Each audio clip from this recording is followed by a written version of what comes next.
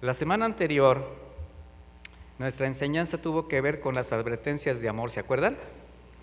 Y bueno, fue una manera de expresar cómo todos los consejos que el Señor nos da, todas esas alertas, pues son advertencias, ¿verdad? Y quería yo hacer una diferencia entre lo que es una advertencia y lo que es una amenaza. El Señor no nos amenaza, el Señor nos atiende, nos advierte, nos pone a atender al entorno. Y hoy, basados sobre el mismo tema más o menos, pero ahora un poquito viendo el caminar de nuestro Señor Jesucristo, vamos a hablar de los consejos de amor. Las advertencias de amor las basé un poquito en pasajes del Antiguo Testamento. Hoy vamos a hablar un poquito en el caminar de Jesús, consejos de amor. ¿A quién le gusta que lo aconsejen? Como que no están muy convencidos. ¿Y saben por qué no nos gusta que nos aconsejen? Porque el consejo, como que tiene que haber una respuesta al consejo. Y muchas veces la respuesta no es precisamente la mejor. Por experiencia les digo que cuando alguien viene a consejería, ya sea alguien que quiere casarse, alguien que tiene un problema, cualquier situación, ya cuando toman la decisión de venir a platicar con el pastor, sí extienden su problema, su situación, pero ¿qué cree que quieren? ¿Escuchar el consejo del pastor a través de la Biblia o que le digan lo que trae en la mente? Lo que trae en la mente. ¿Y sabe qué es lo que sucede cuando no les decimos lo que les da la gana escuchar? Se enojan. El pastor no tiene amor, el pastor no tiene entendimiento, no se da cuenta de las cosas. No, mi hermano, el pastor que es pastor va a usar la Biblia para darte un consejo. Entonces, si el consejo viene de la Biblia y el pastor es nada más su intérprete en ese momento, es el interlocutor, pues al que estás diciendo que no tiene amor es al Señor. Así que atendamos los consejos del Señor, ¿sí o no? Bueno, mire, vaya conmigo a Hebreos 1:1, si es tan amable.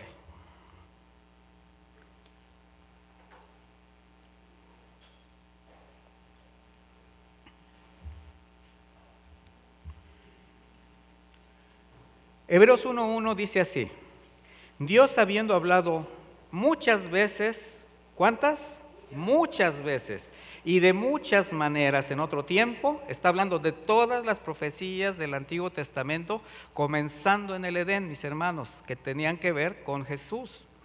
Dice, de muchas maneras en otro tiempo a los padres por los profetas, en estos postreros días nos ha hablado por el Hijo, a quien constituyó heredero de todo, y por quien asimismo hizo el universo, el cual siendo el resplandor de su gloria y la imagen misma de la substancia, y quien sustenta todas las cosas con la palabra de su poder, habiendo efectuado la purificación de nuestros pecados por medio de sí mismo, se sentó a la diestra de la majestad en las alturas, hecho tanto superior a los ángeles, cuanto heredó más excelente nombre que ellos. ¿De quién está hablando? De Jesucristo, mis hermanos, y de su obra redentora. Desde la creación del hombre, Dios tuvo siempre un propósito de vida eterna y de bienestar para él. ¿Sí sabe eso? Los pensamientos del Señor para el hombre siempre son de bien, y preparó un lugar ideal para que el hombre viviera en aquel tiempo. Le proveyó de todo lo necesario, le dio su consejo para que viviese conforme a su voluntad. Y mire, no obstante a tanta gracia, a tanto cuidado, fue precisamente en el Edén, y lo vimos la semana pasada, donde el hombre pecó deliberadamente, desobedeciendo esa advertencia de amor del Señor, y al instante quedó separado de la gloria del Dios. En ese momento cayó.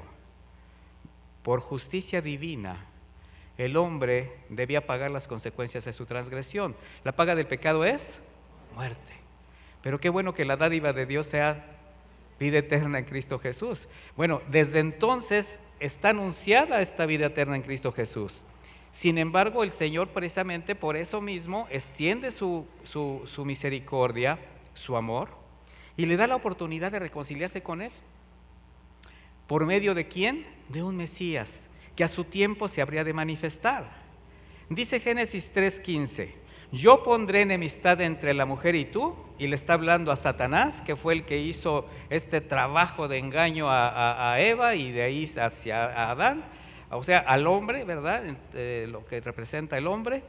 Dice, entre la mujer y tú, y entre su descendencia y tu descendencia. Ella te herirá en la cabeza y tú la herirás en el talón. Aquí el Señor está ya estableciendo como un misterio, está encerrada la promesa de un Salvador, de un Redentor para toda la humanidad, que habría de ser revelado a su tiempo con el nacimiento virginal de Jesucristo, el Hijo de Dios, su vida apartada de pecado y su sacrificio en la cruz.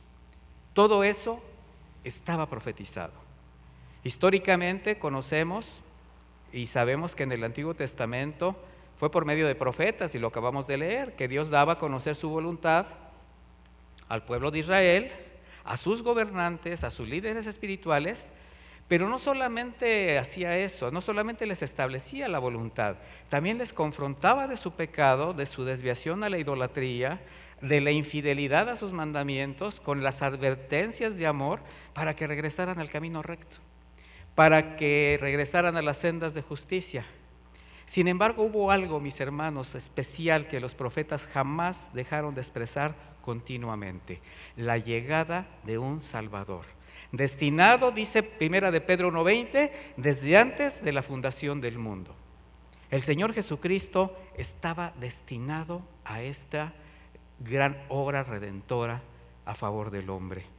Y esta promesa se cumplió en Jesucristo nuestro Señor, el único y perfecto mediador entre Dios y los hombres, para restablecer aquella comunión que se perdió a causa del pecado. Solo Jesús, mis hermanos, hizo posible y hace posible el milagro que un pecador puede entrar a la presencia del Padre. ¿Por qué? Porque viene de su mano, porque viene cubierto con la sangre que derramó en esa cruz, no por mérito alguno de ningún hombre. El apóstol Pablo lo expresa de esta manera en Colosenses 1:15, si me acompaña por favor.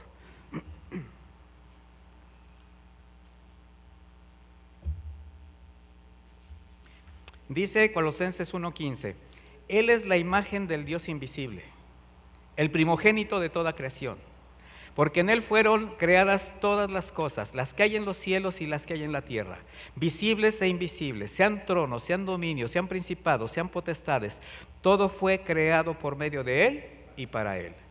Y Él es antes de todas las cosas, y todas las cosas en Él subsisten, y Él es la cabeza del cuerpo, que es la iglesia, el que es el principio, el principio, el primogénito de entre los muertos, para que en todo tenga la preeminencia.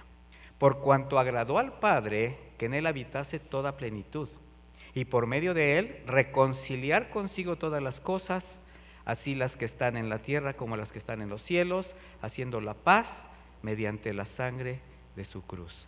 Solo Cristo podía y habría de satisfacer la justicia del Padre mediante la entrega de su propia vida. ¿Cómo?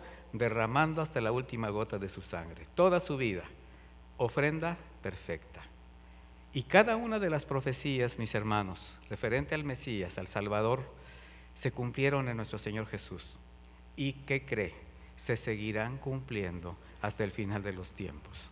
Y nosotros estamos precisamente viendo el cumplimiento de las profecías que se hicieron de nuestro Señor Jesucristo. De manera que cuando el Señor ya llegó a esta tierra, a este mundo, el misterio fue revelado.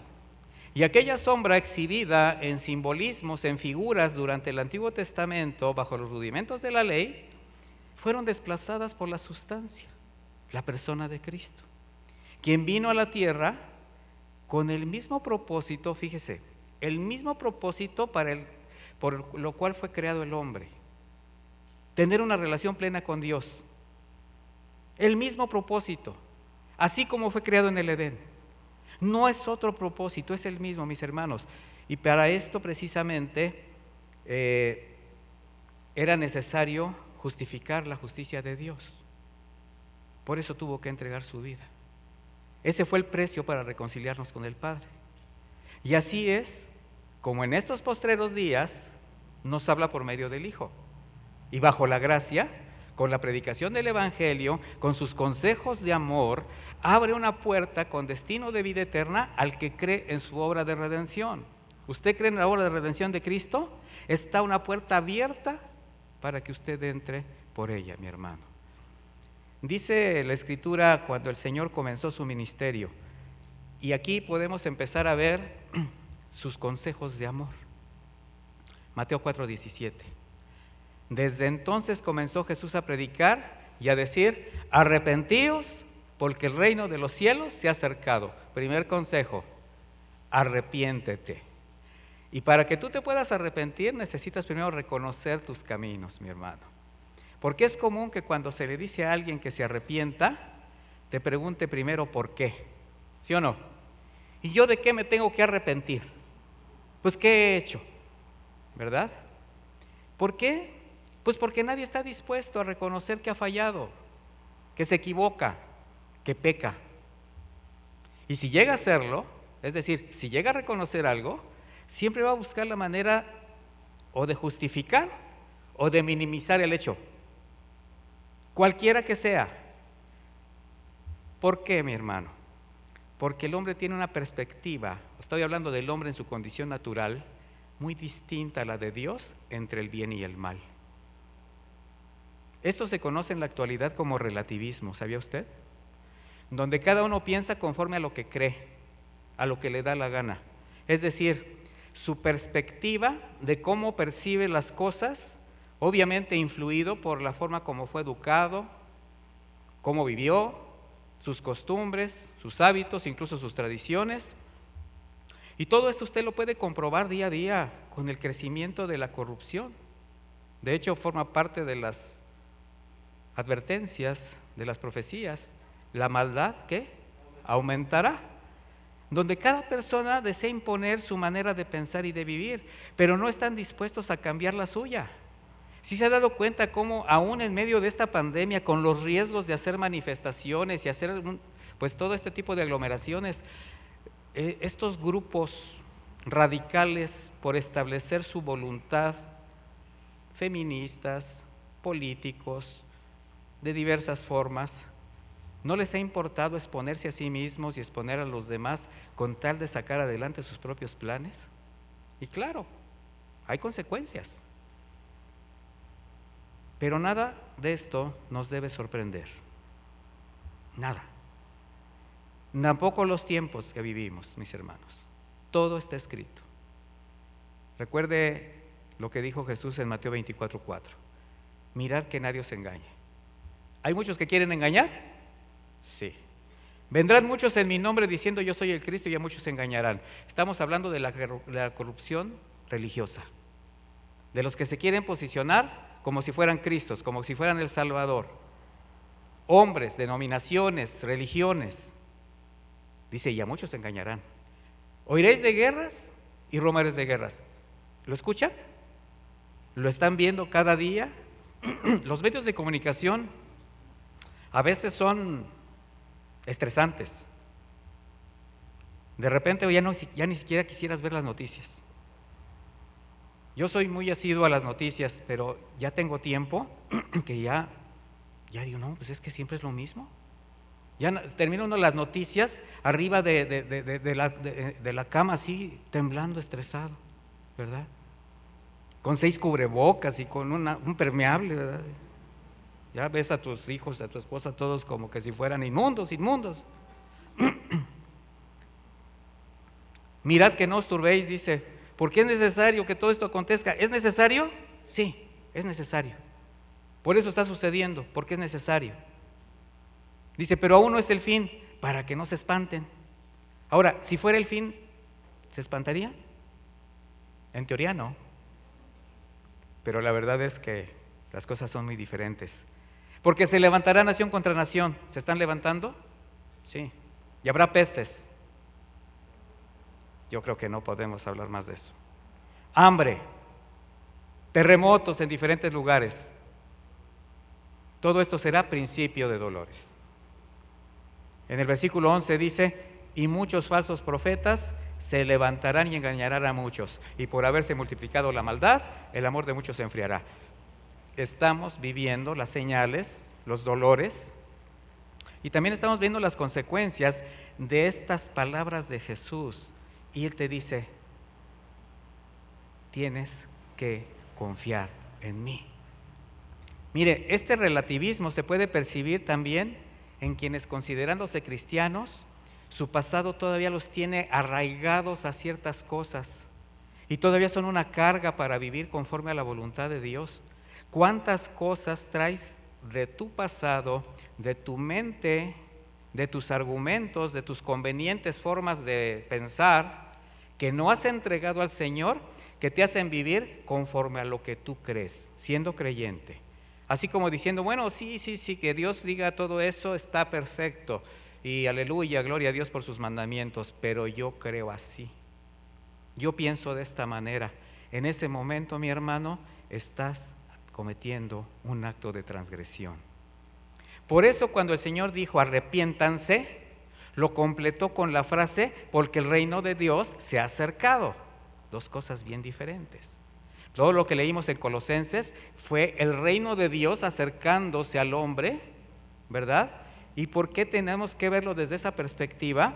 Porque el hombre se tiene que ver bajo la perspectiva de Dios, de su moral, de su santidad, de su justicia, de su voluntad establecida en la palabra.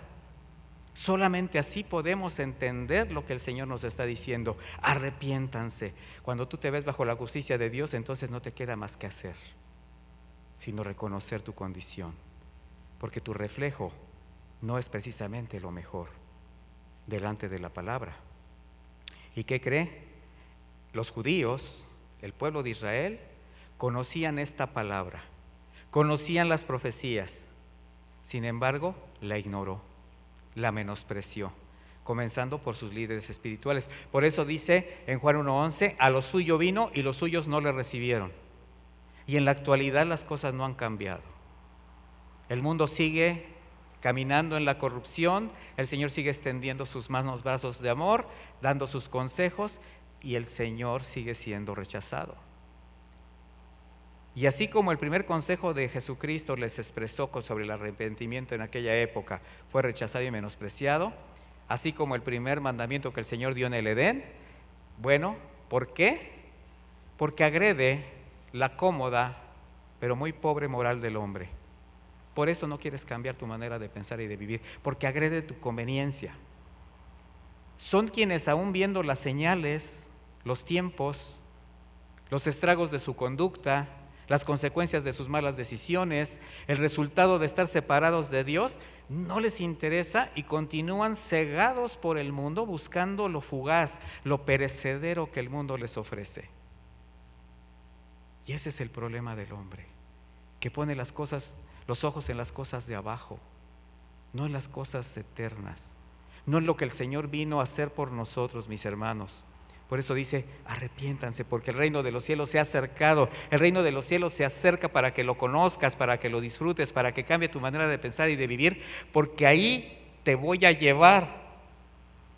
Qué hermoso. Nos muestra su gloria para que saboreemos un poquito de todo lo que vamos a disfrutar en la vida eterna. ¿No le da gusto? Los judíos, representados por sus líderes espirituales, sabían quién era Jesús.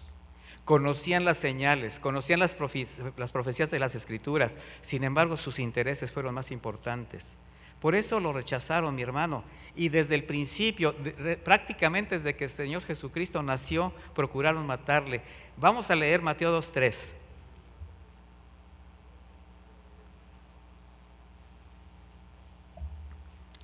Dice Mateo 2:3.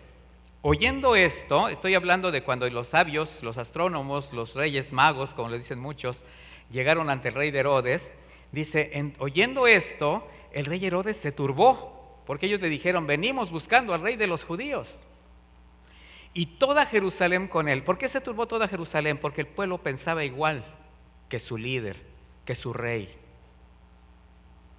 Los liderazgos afectan a las personas que están con ellos, mis hermanos. Por eso es importante ejercer un ejemplo, un testimonio, cuando tú tienes una responsabilidad de liderazgo o de autoridad.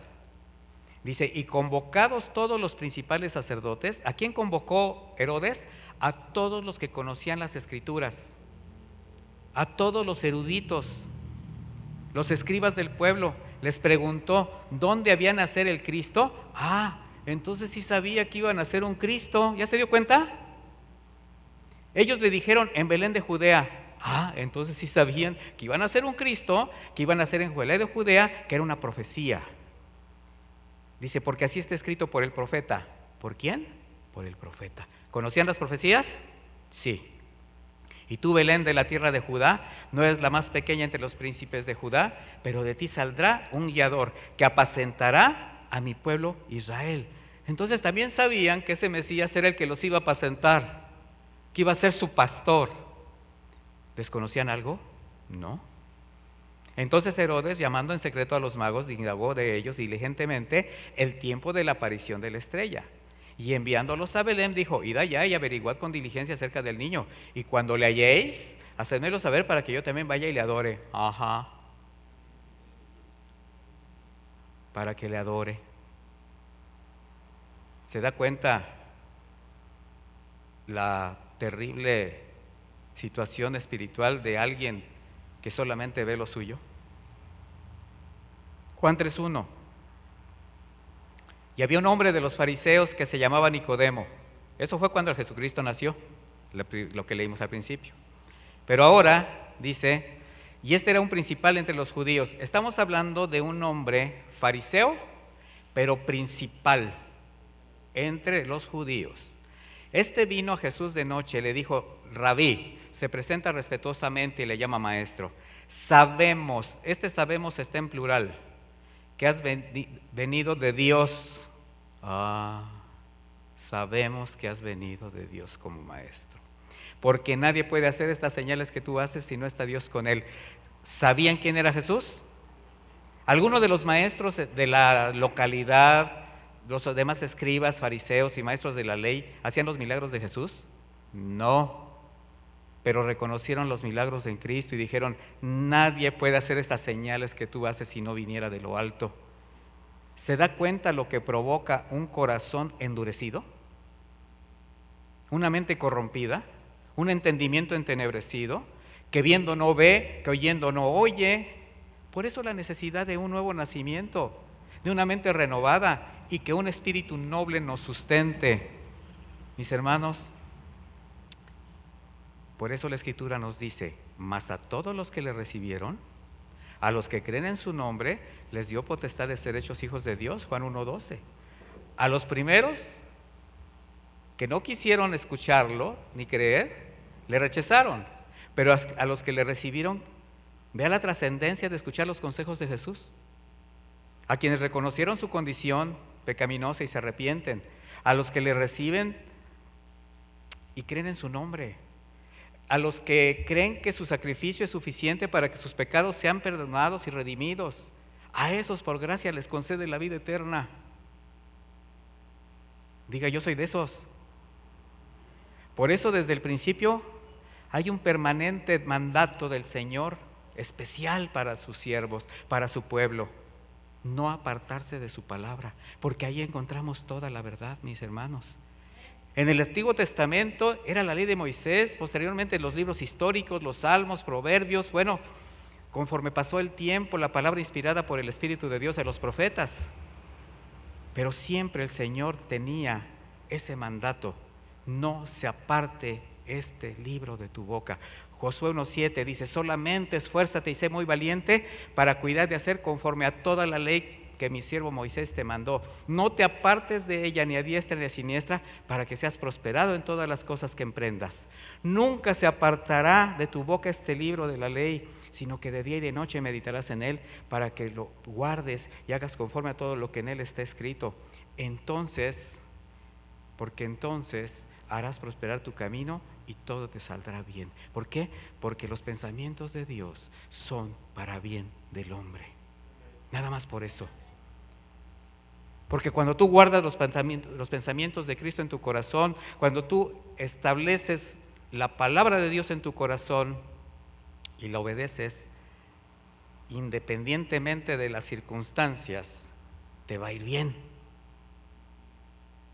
Ahora tenemos la Biblia completita, como la palabra profética más segura.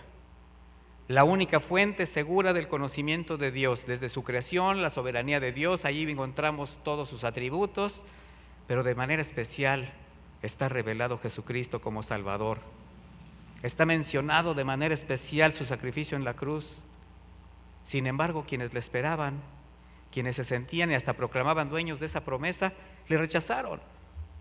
Y al ver su incredulidad y menosprecio a la Escritura, por eso el Señor le dijo a los religiosos en alguna ocasión, en Juan 5:39, escudriñad las Escrituras, porque a vosotros os parece que en ellas tenéis la vida eterna, y ellas son las que dan testimonio de mí, les decía el Señor. Mire, uno de los grandes obstáculos que tuvo el Señor Jesús en su caminar predicando el Evangelio, haciendo la misericordia para con las personas, fue la religiosidad en que estaba sumido el pueblo judío y por supuesto los líderes espirituales. Sus intereses les hicieron rechazar a Jesús por todo lo que representaba a Jesús, porque estaba hablando la palabra de verdad.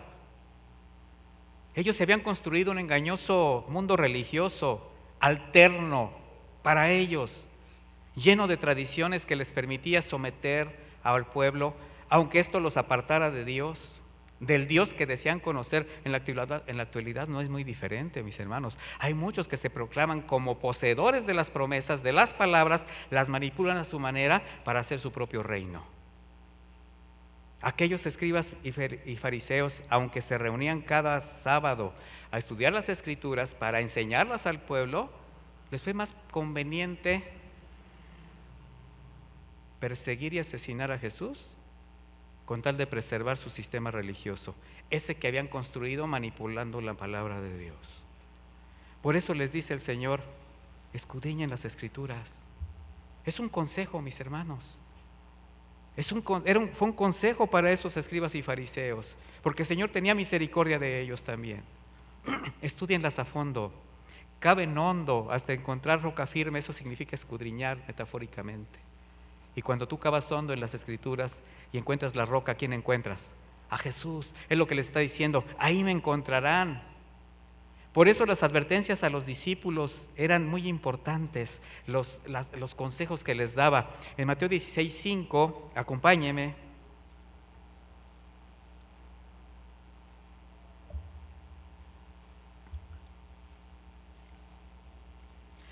Este pasaje es posterior a la alimentación de 5,000 personas, 5,000 hombres con sus familias, en aquel espacio donde el Señor estuvo predicando el Evangelio. Dice, llegando sus discípulos al otro lado, se habían olvidado de traer pan. Y Jesús les dijo, mirad, guardaos de la levadura de los fariseos y de los saduceos.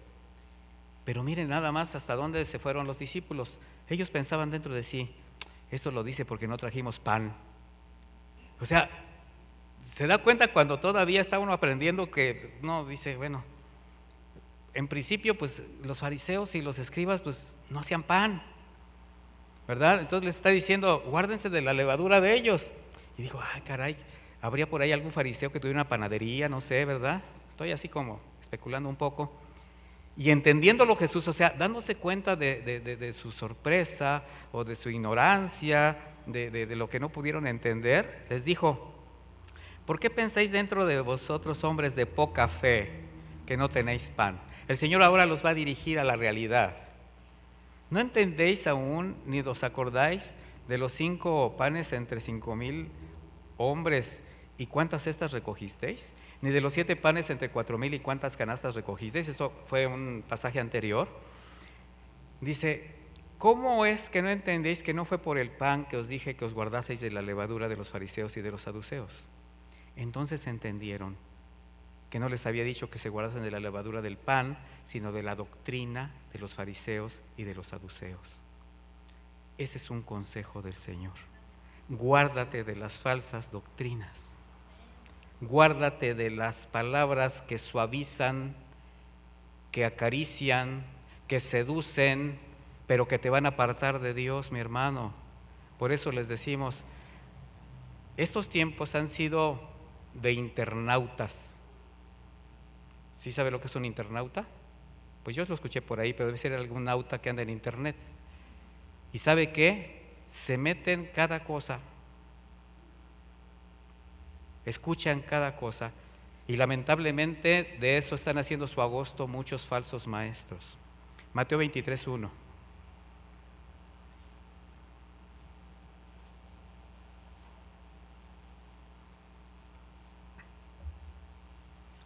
Después de esto dijo Jesús a la gente y a sus discípulos: los maestros de la ley y los fariseos enseñan con la autoridad que viene de Moisés. O sea, en la sinagoga tienen la autoridad que viene de Moisés. ¿A qué se refieren? A las escrituras conocidas. Era lo que leían. Dice, por tanto, obedézcanlos ustedes y hagan todo lo que les digan. Porque, ¿qué les decían? Lo que estaban leyendo en la escritura. Dice, pero no sigan su ejemplo, porque ellos dicen una cosa y hacen otra. Atan, incluso dice, atan cargas tan pesadas que es imposible soportarlas y las echan sobre los hombros de los demás, mientras que ellos mismos no quieren tocarlas ni siquiera con un dedo. Esta es la versión Dios habla hoy. O sea, ellos eran muy religiosos y solemnemente abrían la escritura y la establecían al pueblo. Bien, eso es lo que debe hacer un pastor, un maestro de la escritura. Pero ¿usted cree que el maestro, el pastor, se tiene que conformar con expresar la palabra de Dios o la tiene que vivir? La tiene que vivir. Tiene que ser ejemplo de la grey, dijo el Señor a través de Pedro. De manera que, pues es un tema que no voy a tocar, pero qué importante debe ser, es para los cristianos, para los siervos de Dios, para los ministros de la palabra, mis hermanos, tener una convicción profunda en el corazón de ser esforzados y valientes para no apartarse de las verdades de la palabra de Dios. Hay que esforzarse, hay que ser valiente para estudiar la palabra y vivirla. ¿O usted no lo cree? No es fácil, mi hermano, pero tampoco es imposible.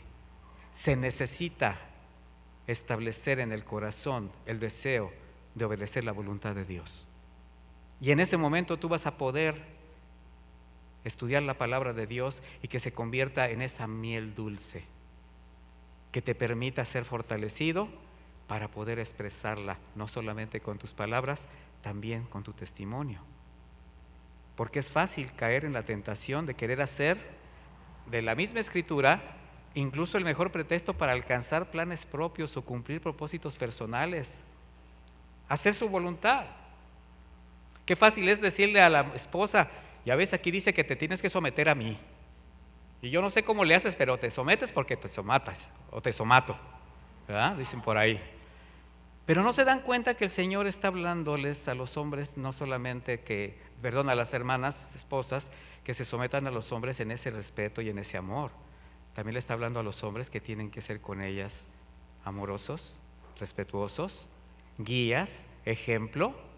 O sea, tiene que haber una comunión. La palabra de Dios es completa, no es parcial, es totalmente equilibrada para establecer verdaderas relaciones en cualquier parte.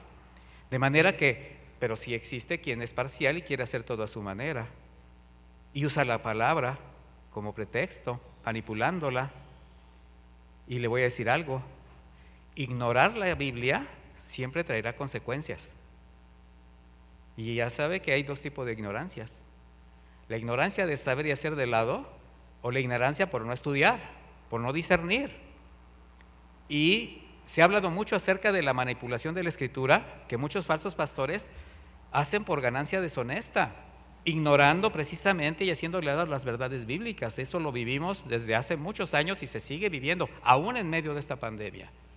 No hay misericordia para el pueblo por parte de muchos.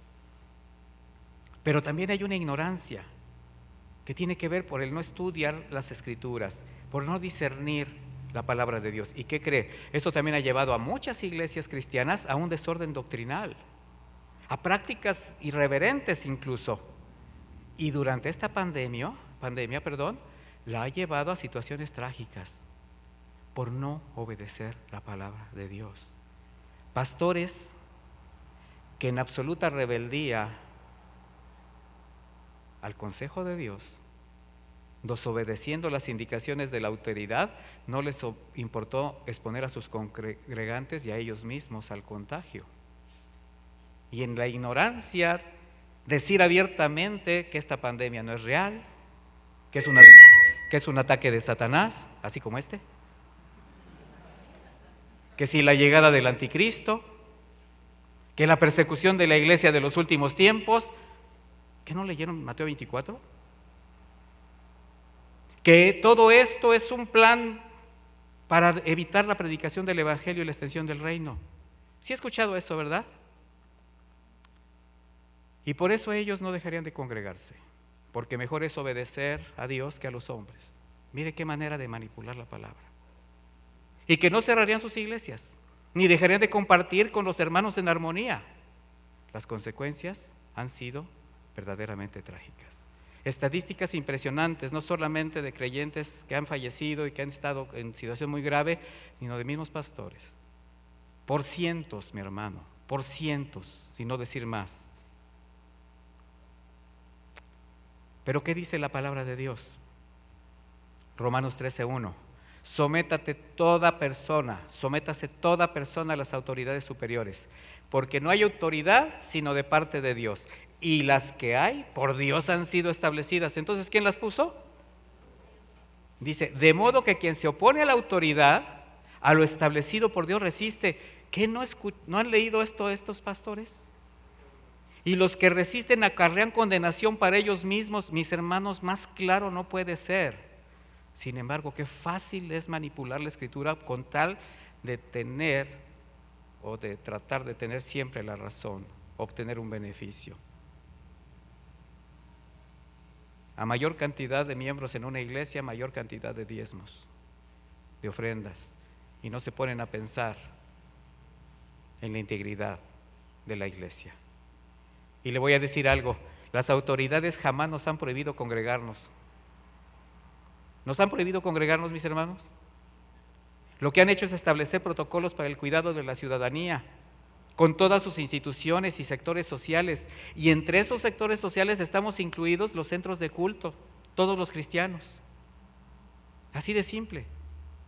Nosotros somos una institución establecida, registrada ante el gobierno, con un registro en gobernación, obedecemos a las autoridades, pagamos impuestos.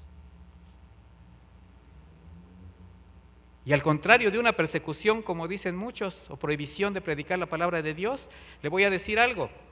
Durante este confinamiento, con todo lo que ha representado para miles de personas, estoy hablando de creyentes, lamentables pérdidas, difíciles experiencias que muchos han tenido o hemos tenido que pasar durante este tiempo, pero le voy a decir que el Señor Jesucristo, como fiel pastor, ha sostenido a su iglesia.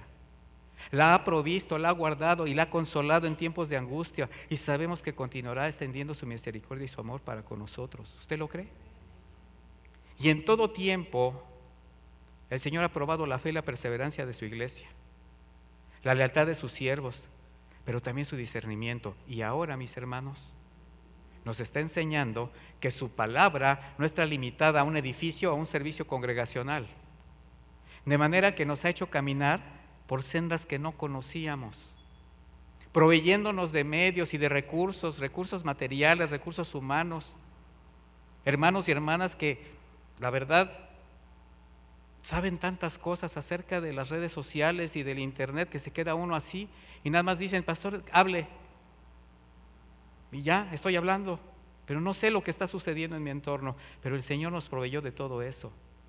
Y esto para llevar la palabra a lugares y personas que jamás hubiésemos imaginado. No solamente no nos están limitando, al contrario, nos estamos extendiendo en la predicación de la palabra. ¿Se da cuenta de lo paradójico de pensar distinto? Y pese a las circunstancias tan adversas, ha puesto en el corazón de los hijos la fidelidad de la provisión a la iglesia.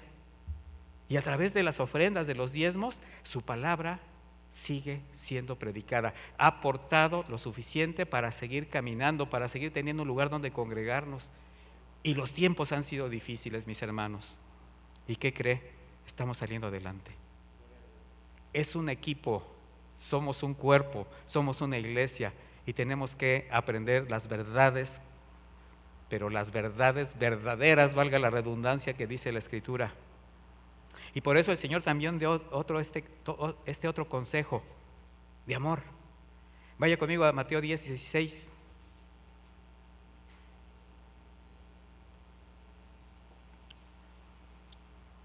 Mateo 10:16 dice: He aquí yo os envío como a ovejas en medio de lobos.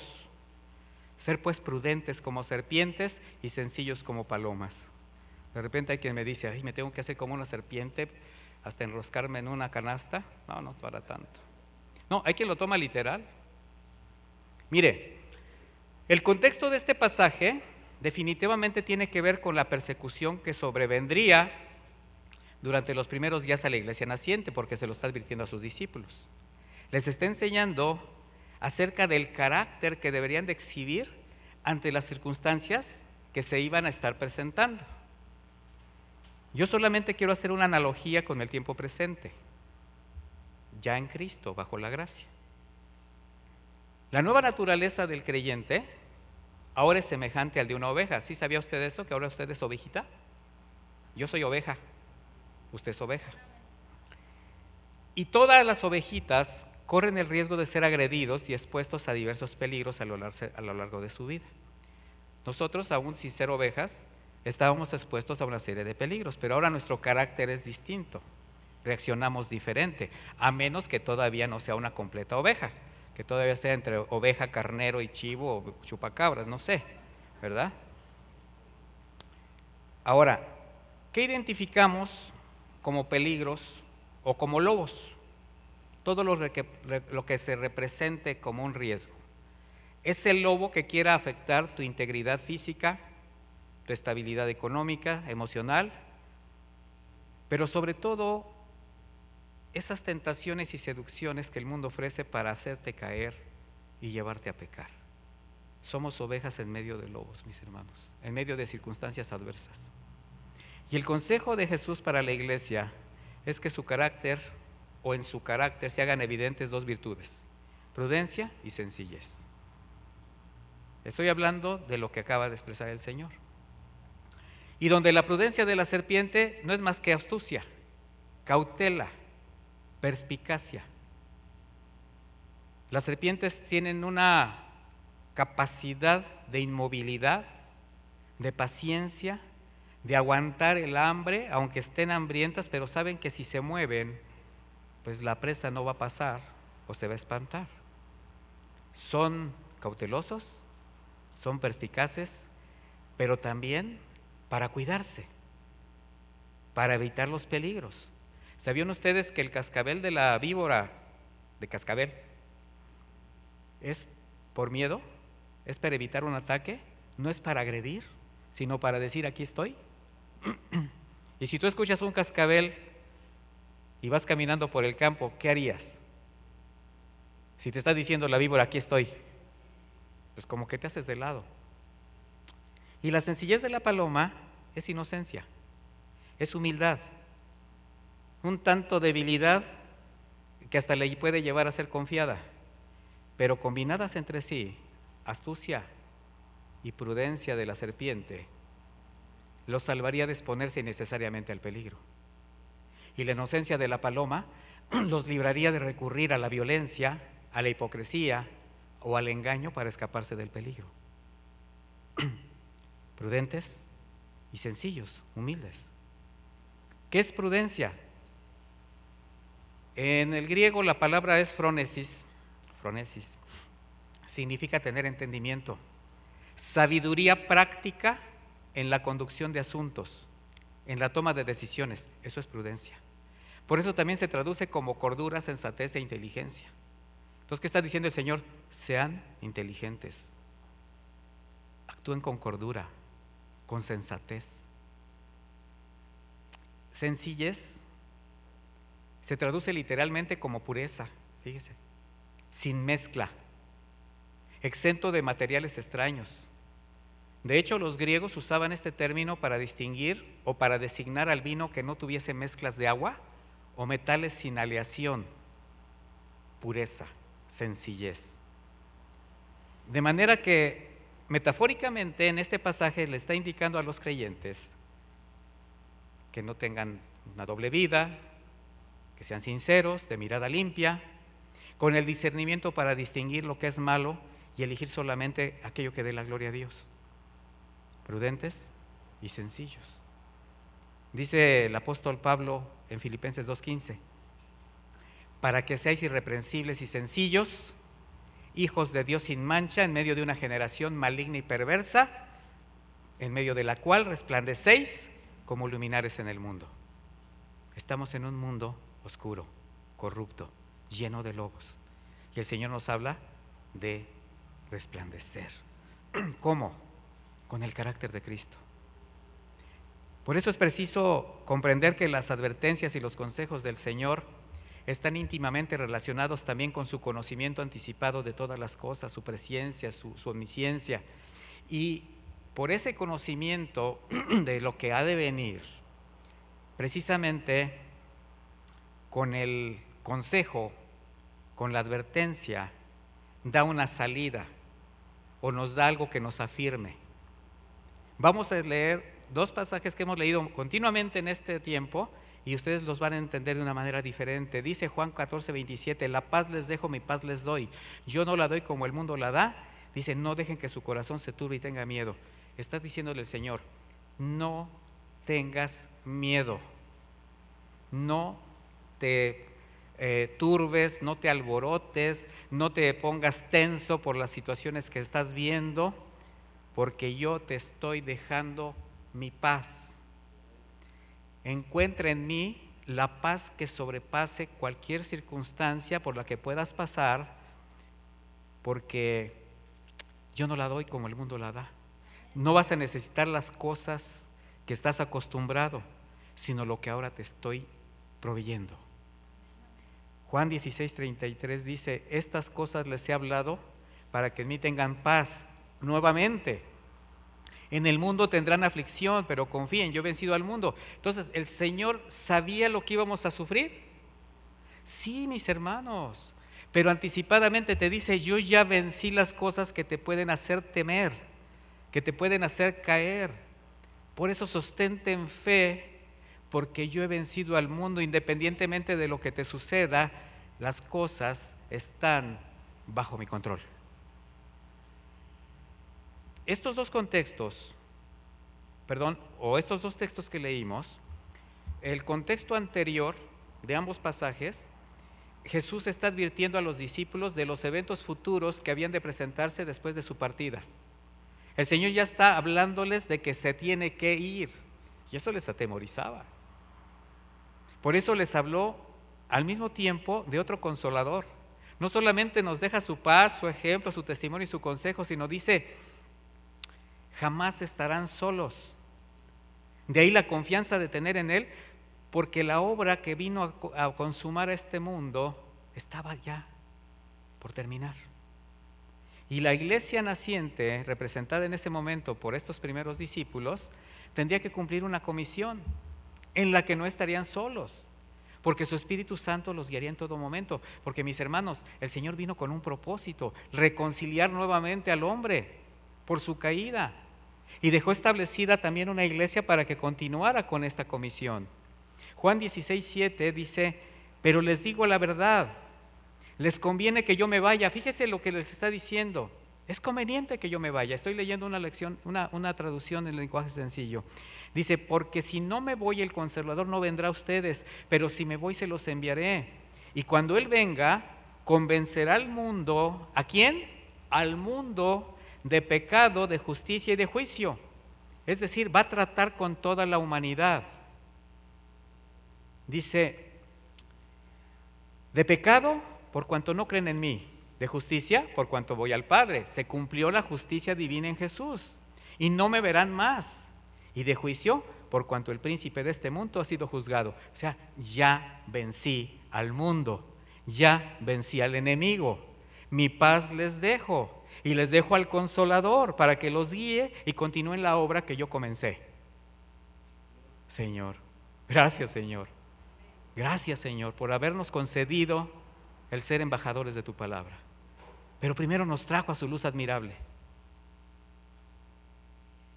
El Señor Jesús como hombre sufrió toda aflicción de la carne y nunca pecó, mis hermanos, y conoce la débil y frágil naturaleza humana. Y así como lo hizo en su estancia en la tierra con sus discípulos, Él sigue intercediendo por su iglesia delante del Padre.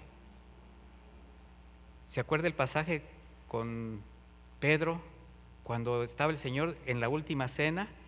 Y dice Lucas 22:31, lo leo. El Señor dijo también: Simón, Simón, Satanás ha pedido sacudirlos a ustedes como si fueran trigo, o sea, zarandearlos. Pero yo he rogado por ti para que no te falte la fe, y tú cuando hayas vuelto deberás confirmar a tus hermanos. Era necesario el zarandeo para Pedro y para sus hermanos discípulos, para sus compañeros de milicia.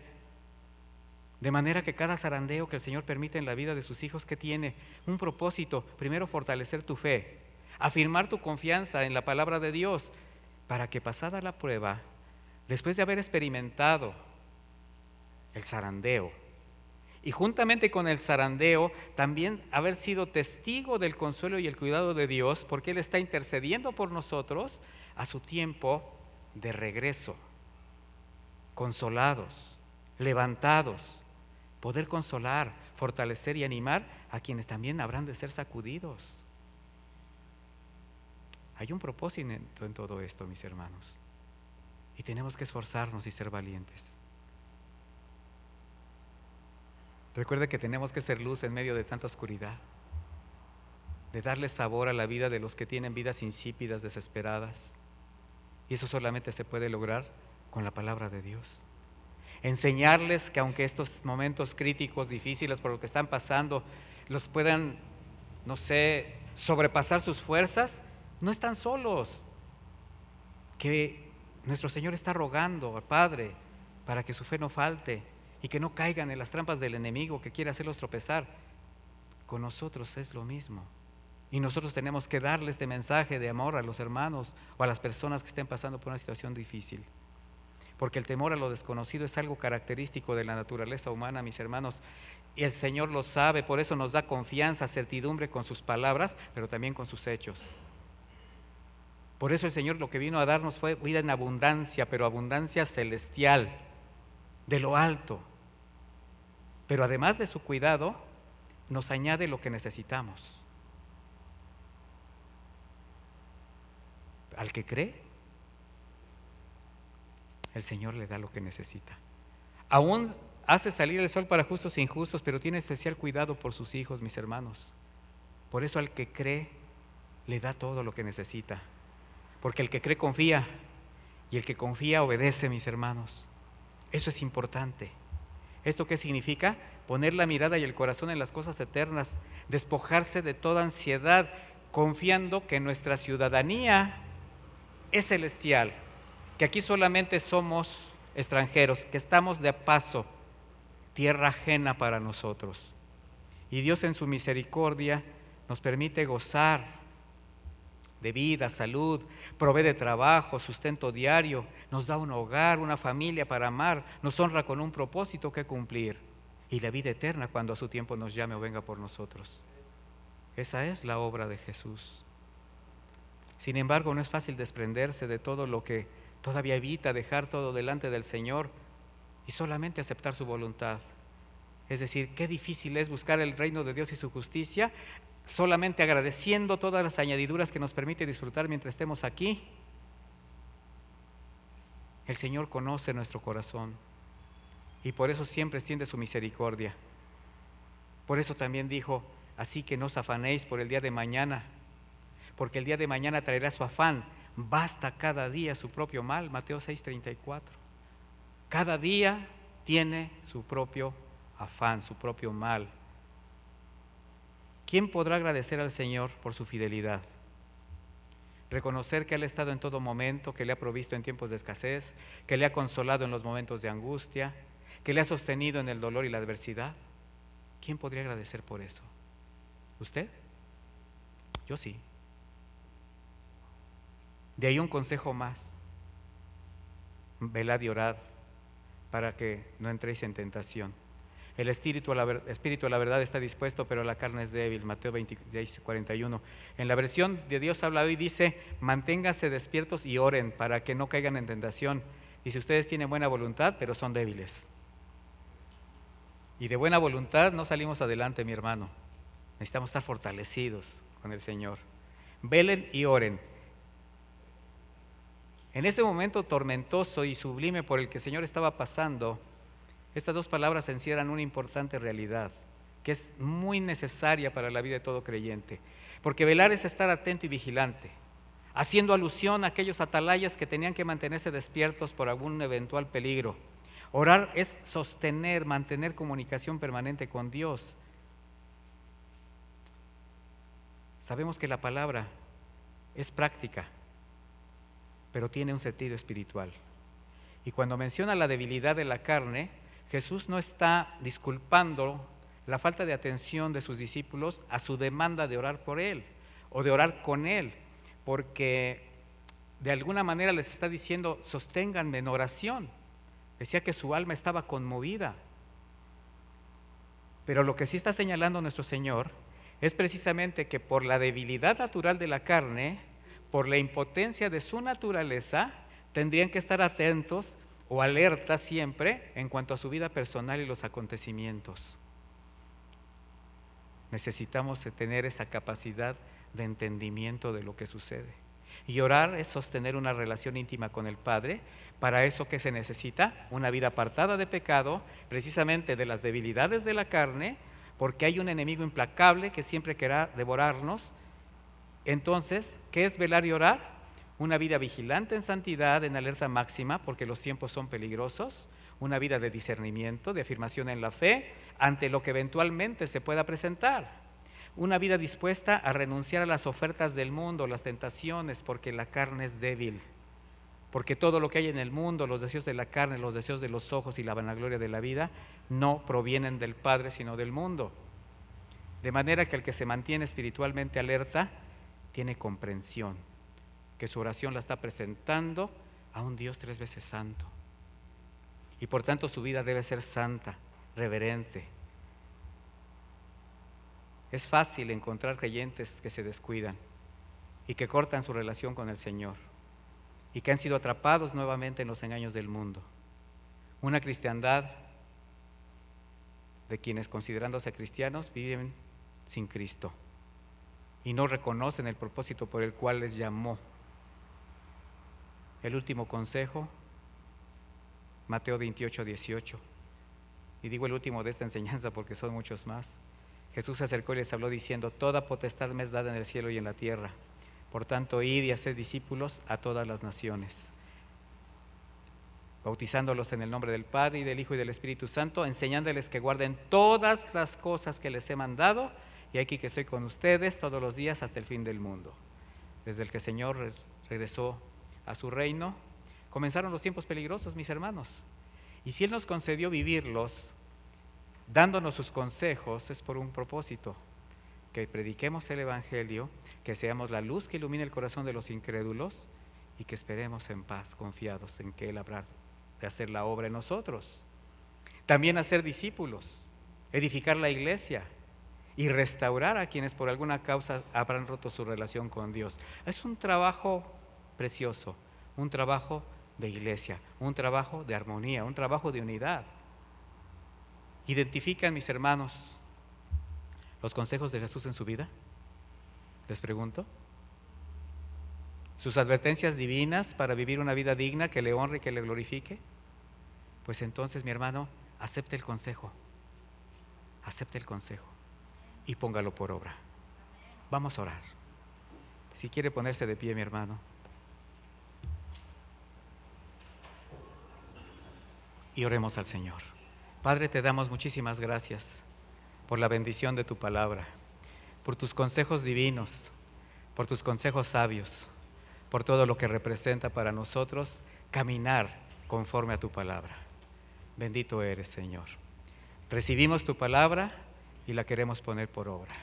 Te bendecimos, te adoramos, Señor. Y si en algo hemos fallado y te hemos menospreciado, Señor, perdónanos, guárdanos. Queremos alabar tu nombre, bendecirte y estar siempre contigo, Señor. esperando que tú continúes perfeccionando nuestras vidas. Nos despedimos de este lugar, no de tu presencia. Guárdanos de todo mal. Bendice a mis hermanos que vayan con bien a sus hogares y que se lleven esta palabra en su corazón. Abónala en sus corazones, Señor, para que tus consejos caigan en buena tierra y den fruto. Muchas gracias, Padre eterno, en el nombre de Jesús. Amén y amén. Que Dios me los bendiga, mis hermanos.